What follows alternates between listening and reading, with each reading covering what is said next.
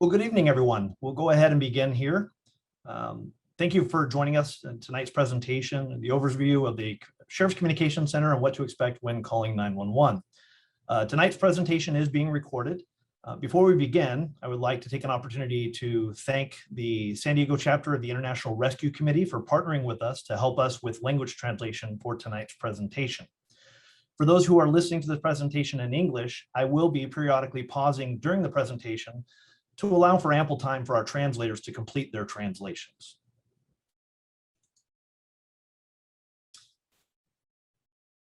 Before we begin, my name is Jeff Hebert. I'm a communications manager with the San Diego County Sheriff's Department.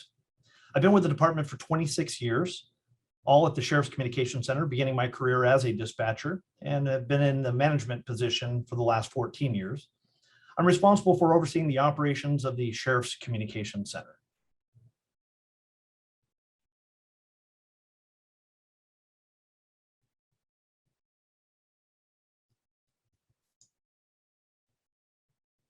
The Sheriff's Communication Center is located in the Kearny Mesa area.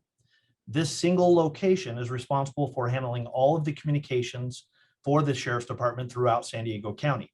So this single location answers all of the telephone calls for the Sheriff's areas, as well as dispatching those calls to deputies who respond to the calls for service.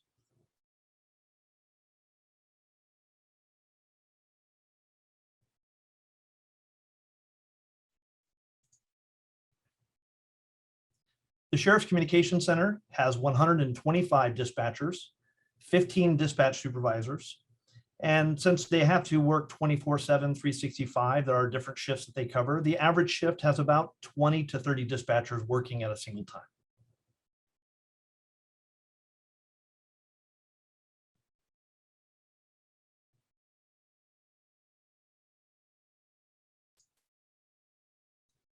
Sheriff's Emergency Services dispatchers are responsible for answering all of the 911 calls that are placed within the sheriff's areas, as well as answering the non-emergency calls for those same areas.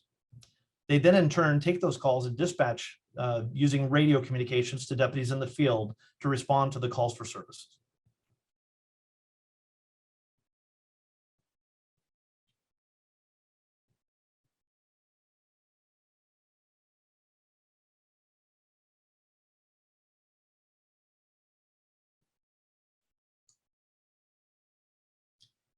Sheriff's dispatchers complete an extensive amount of training.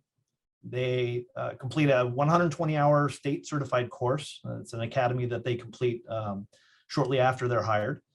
They also complete a 16-month in-house training process that we put them through to provide them all the training that they need to do their job. After that, they receive continuing training throughout their career, 24 hours every 2 years.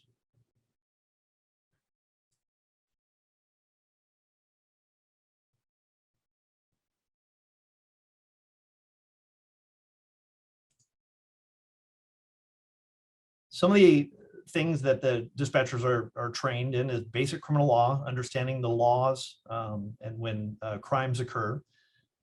They're taught how to effectively ask questions of the callers that place the calls. So the call questioning techniques to best get the information that they need to respond. They're responsible for critical incident management, so they learn the skills necessarily for managing those critical incidents and other situations for emergencies and other dangerous situations. And then they use various computer systems to be able to perform checks for people who are wanted and seeing if cars are registered or stolen, etc.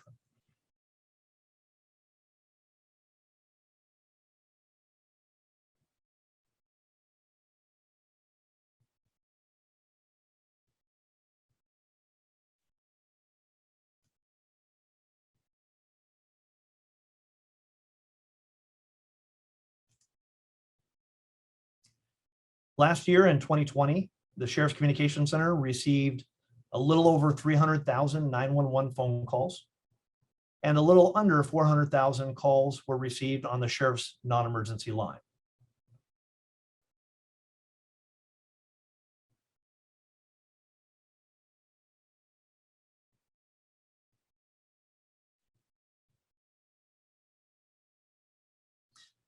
Now I'm going to play very short audio clips of how those calls typically start out. Sheriff's Communications, Dispatcher 23. Hey, how's it going? Good, how are you? My name is, all right. I had a concern. I had someone living in my home, and I found out that she had warrants. Okay. And Sheriff's Communication, Dispatcher 95. yeah, I was calling to report a burglary at a house. Okay, what address? 911 emergency. Yeah, hi, I'm calling about a traffic hazard. Okay, where? It's on South Melrose, just south of 78, right outside the county complex. There's a Okay, man. what is the nearest?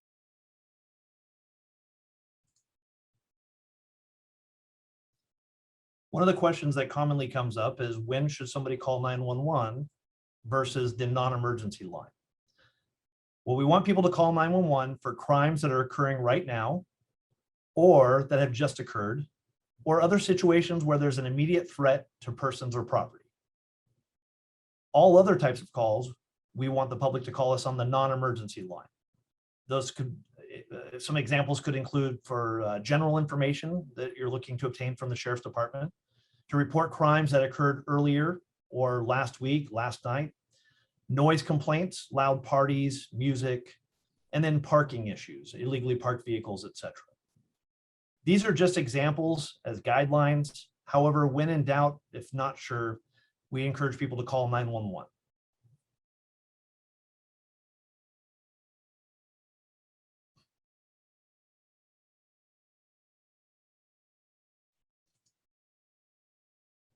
So let's discuss some other examples on when to call 911 versus calling the non-emergency line.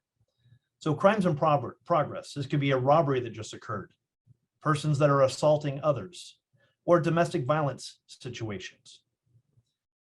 Call 911 to report medical issues when you need an ambulance or to report fires. Also, vehicle accidents where people are injured or accidents that are blocking traffic. Those are all examples of when to call 911.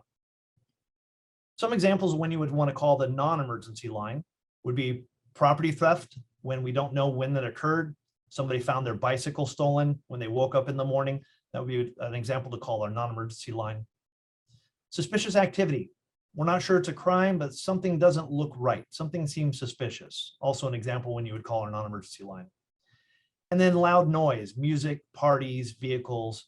Those are some other examples to call the non-emergency line. And again, these are just guidelines. When in doubt, we always refer people to 911 to let the dispatcher make the determination whether that's the appropriate place to call.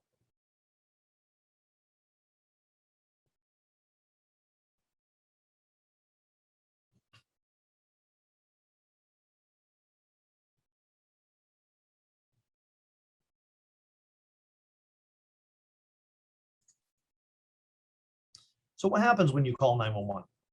Well, you can call 911 from any phone, whether it be an office phone or a cellular phone. When you call 911, it's routed to the law enforcement agency responsible for the area that the caller is calling from. So when you're calling from a landline, like an office phone or a home phone, the call is sent based on the address of the phone. So if the address of the phone is in the city of San Diego, that 911 call will be answered by the San Diego Police Department. If it's in the sheriff's area, it'll be answered by the Sheriff's Communications Center. When calling from a cell phone, the call is sent based on the tower that the cell phone is connected to. Same principle as the landline, however, it's based on the information of the cell tower that the cell phone is connected to. If it's needed, the agency receiving the 911 call can transfer the call to another agency, whether it be a law enforcement agency or fire agency.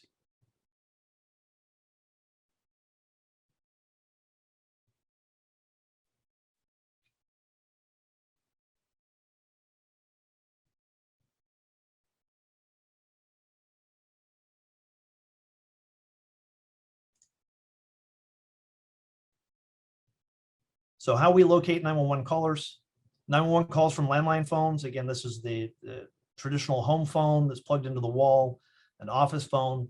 They have specific addresses that are associated to that phone number and that information is sent to the dispatcher.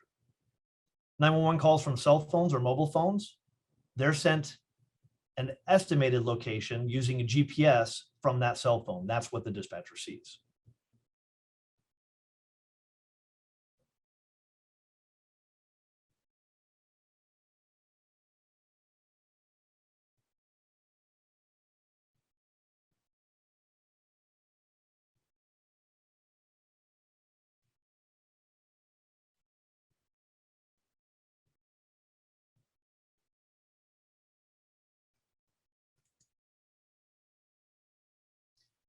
This is an example of the desk that a dispatcher would sit at. They access a computer with several different screens that allow them to answer the phones, as well as coordinate the response for law enforcement, fire, and medical.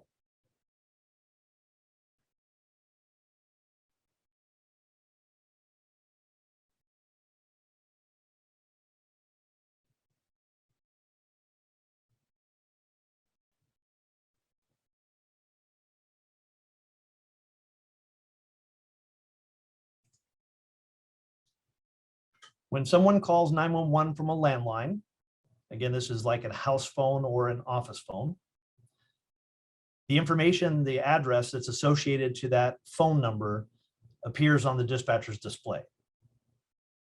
So you'll see that this information shows the address, phone number information, and other useful information for the dispatcher to send the appropriate response. Regardless of that information being presented, it's always best when a caller is able to clarify the location or provide the location of the address or the emergency.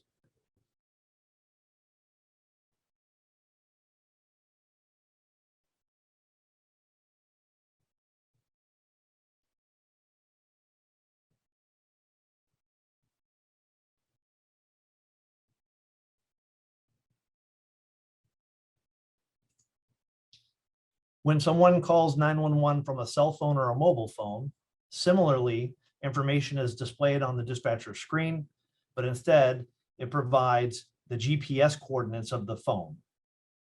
So again, it is always best when a caller can provide the location of the emergency or clarify the location for the dispatcher.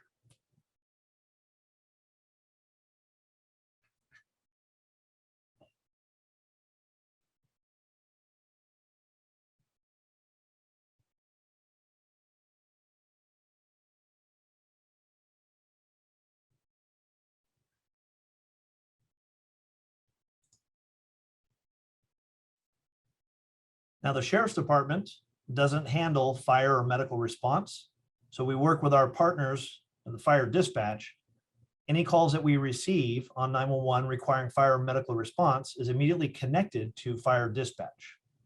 The sheriff's dispatcher stays on the line while the fire dispatcher collects the information from the caller for the appropriate response.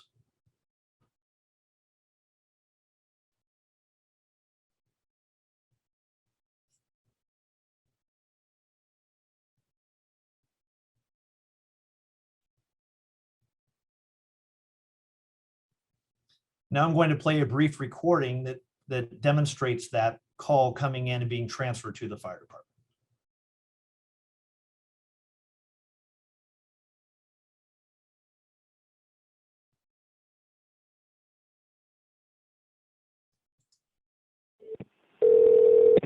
Emergency. Hi, there's something on fire on the side of the road in Vista, California on the Village exit on the eastbound side of the freeway. Okay, hang on. Let me get the fire department on the line, okay? Hang on a second. Okay, thank you.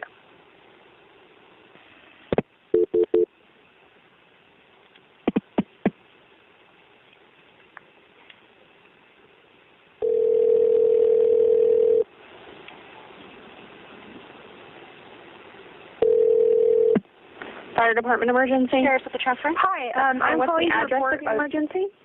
It's the freeway exit.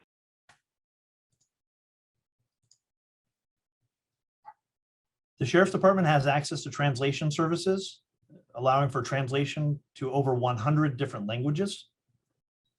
So when somebody speaks a different language and calls us, we can connect to our translation service. And once we identify the language, we're able to use the translator to help assist the caller.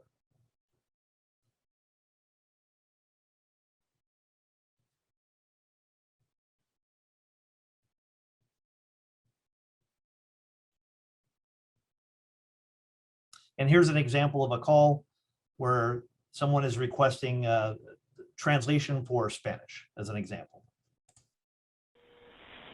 911 emergency. You speak Spanish? No, do you speak English? No. Okay, hold on one second. Okay, thank you.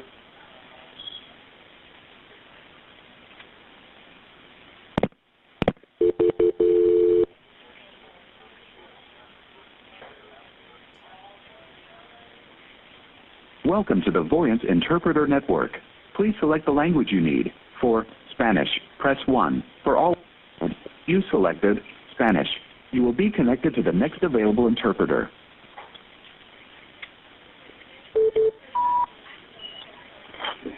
Good morning. My name is Marlene. I'll be a Spanish interpreter 660371. Please go ahead. 911 emergency. What's the address of the emergency? 911 emergencia. ¿Cuál es la dirección de esa emergencia? Es el...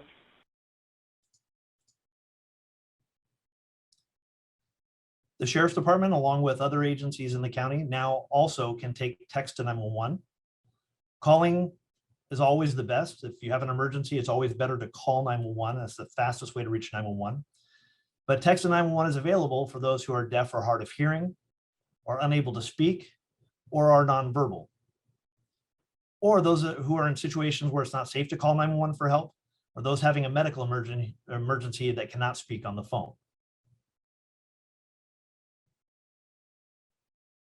Currently at this time, text to 911 is only available in English.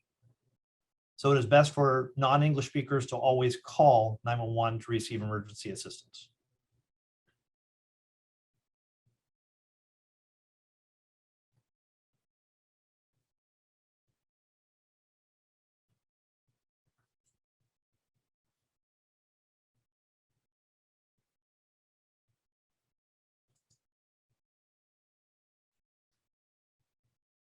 Some of the problems we experience with 911, we experience a number of 911 hangups. When people call 911 and as soon as the call is answered, they hang up. People who accidentally call 911 or misdial. And then people who call 911 when they should not be calling 911 for non-emergency situations. So here are some tips to help us. If you accidentally call 911, please remain on the line so a dispatcher can verify that there's no emergency. Keep your cell phones locked to avoid pocket dials, inadvertently calling 911. Avoid allowing kids to play with cell phones, as even cell phones without service can still call 911. We want kids to know how to call 911 when they have an emergency, but the seriousness of it, we don't want them calling when there is no emergency, and only call 911 for emergencies.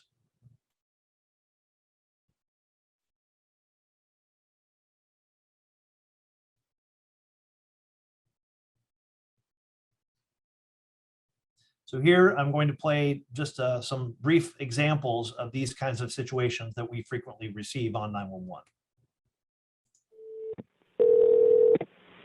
911 emergency.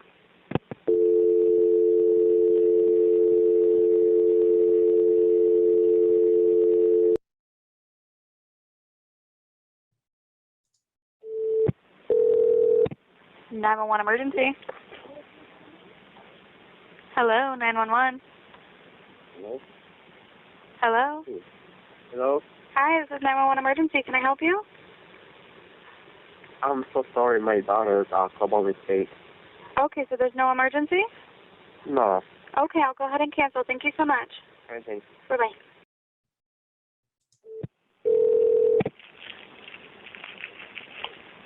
Emergency.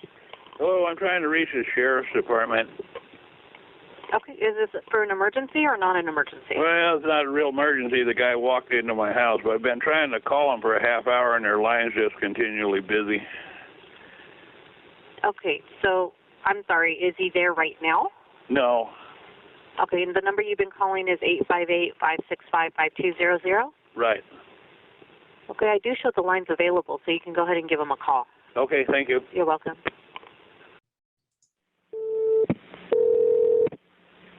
Now an emergency. Hi, sorry, this is not emergency, but I tried calling the non-emergency number and it's No one's answering his phone. Yeah, there's people on hold, so you'll just have to wait. Oh my God. Okay. What's going on? I'm outside my former address, and I need to get my stuff out, and no one's letting me in to get my stuff. And Okay, you can wait on hold on the non-emergency line for the sheriff's department. Okay, thank you. Okay. So when you call the sheriff's department, the dispatcher will answer the phone. They're going to ask questions to make sure that they appropriately classify the call to determine the best service needed. They'll enter that call into their computer-aided dispatch system. And then the nature and the priority of the call determines the order in which the calls are dispatched.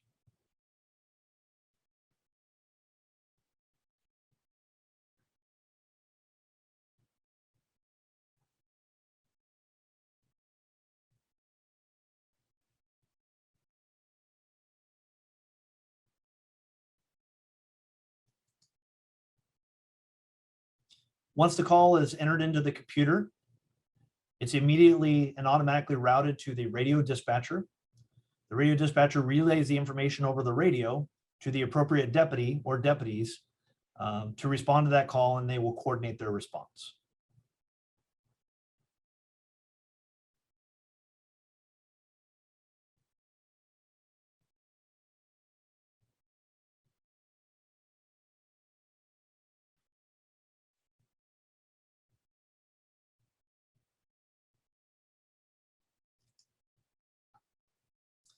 So here are some tips for you when calling.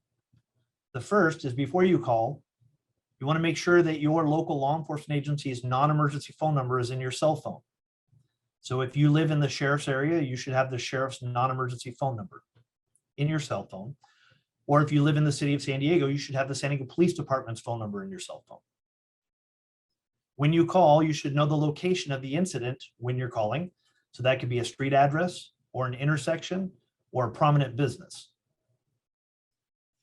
When you call, listen to the dispatcher, answer their questions, and follow all instructions. Only call 911 for emergencies. And if you call and you receive a recording, stay on the phone and the next available dispatcher will answer your call.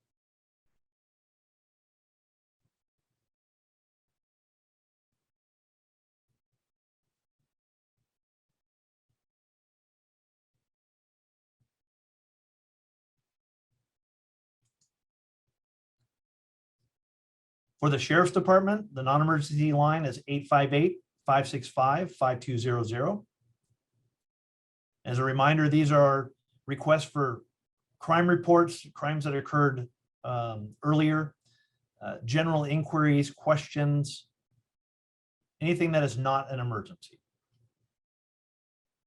And regardless where you are, call 911 for any emergencies such as crimes in progress, fires, or medical emergencies.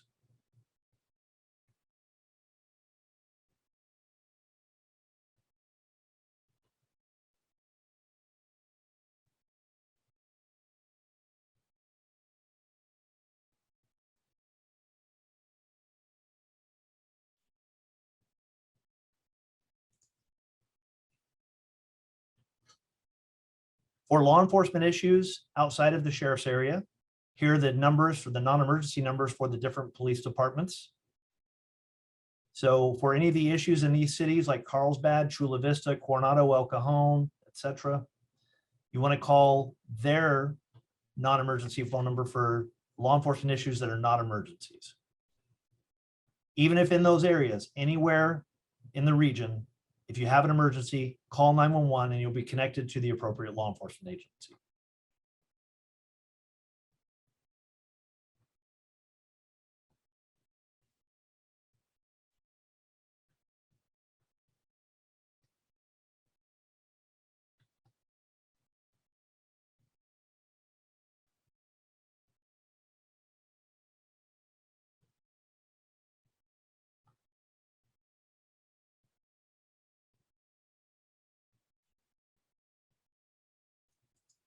That concludes the information I have to present tonight. We're going to move into accepting questions that we can answer. If you have a question that you would like to present that I will be able to answer, go ahead and use the raise hand feature raise your hand in the Zoom application. And once you're acknowledged, you can turn on your microphone and you'll be able to present your question.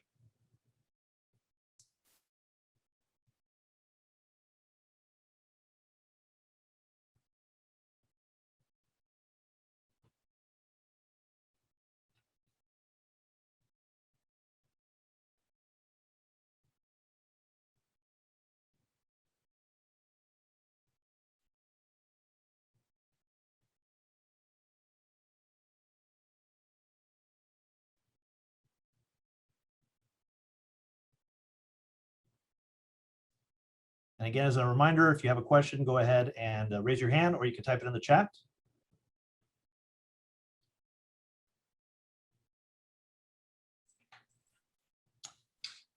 Jeff, we have a question from Val Dama. Yep. Is there a number to send a text in an emergency situation, or you send a text to the number 911? That's a great question. So Val, if you have an emergency situation and you can't call 911, you just send the text to 911. There's no other special number that you need to send it to, just to 911.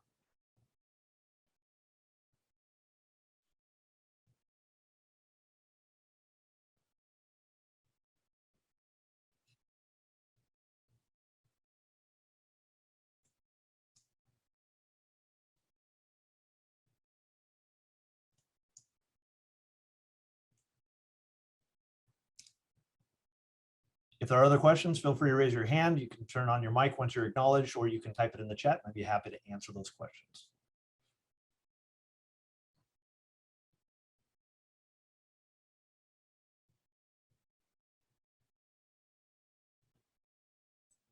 Jeff, we have another question. Do you need to provide any paperwork or documentation to show citizenship status when deputies respond to a 911 call?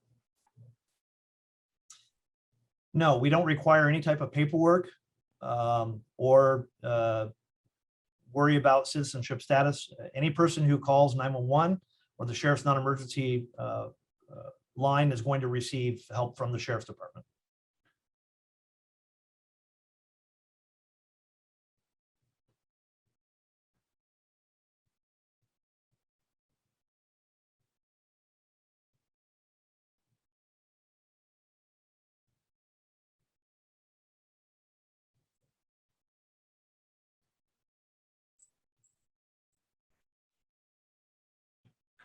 I'm going to bring our interpreters over to the main line if they would like to present in their language, if anyone has questions.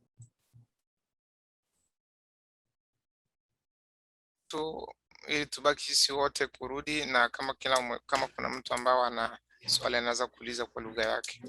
حالا با ار ترجمان در گروپ خود میره با همزبانای خود در گروپ اگر سوال داشتین لطفاً با ما شریک نمایید. إذا لديكم أي أسئلة يرجى طرحها الآن. Tunataka kurudia kwenye sisi wote sehemu moja, endapo kuna mtu ambaye ana swali ataweza kuuliza kwa lugha yake asili na watafsiri watatusaidia. We received a question stating, I understand 988 will be the number to call for mental health emergencies. Can you tell me more about 988? Yes, 988 is in the early stages of being planned for the common number that's a standard number nationwide for the use of receiving help for mental health emergencies. It's in the early stages of that. It's going to take some time for implementation, but I know the County of San Diego is working with the Health and Human Services Agency as well as public safety agencies to work on that transition. So it's 988 is not available yet, but we're working towards making that available to the community.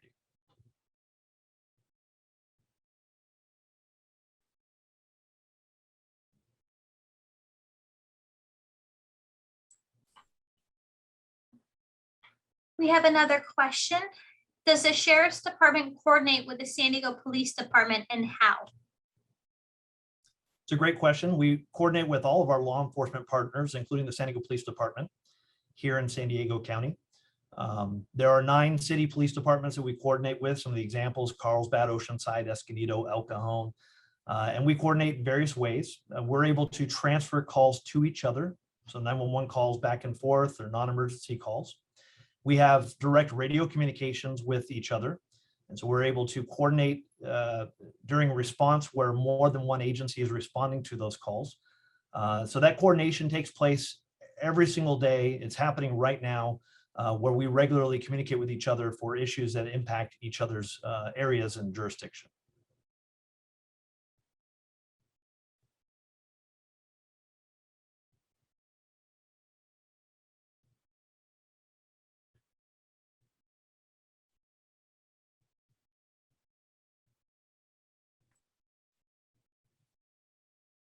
Any other questions?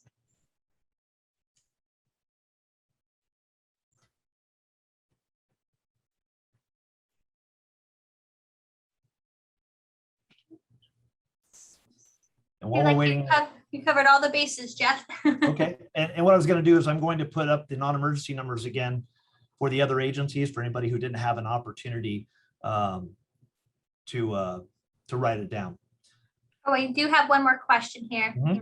If you find someone dead, who do you call? 911 would be the best number to call if you find somebody that's deceased.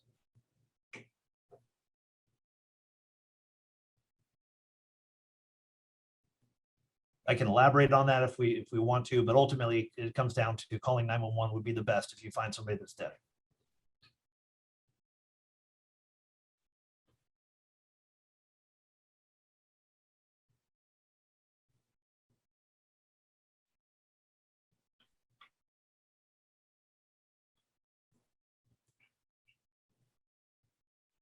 Thank you so much, Jeff. And thank you to our interpreters from the International Rescue Committee.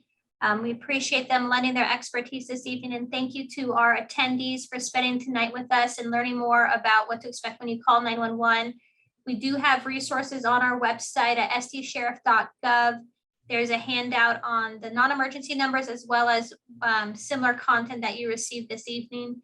And you're always welcome to contact our department if you have any questions. Thank you. And just a reminder, at 7 o'clock, we'll kick off our Spanish portion of tonight's presentation.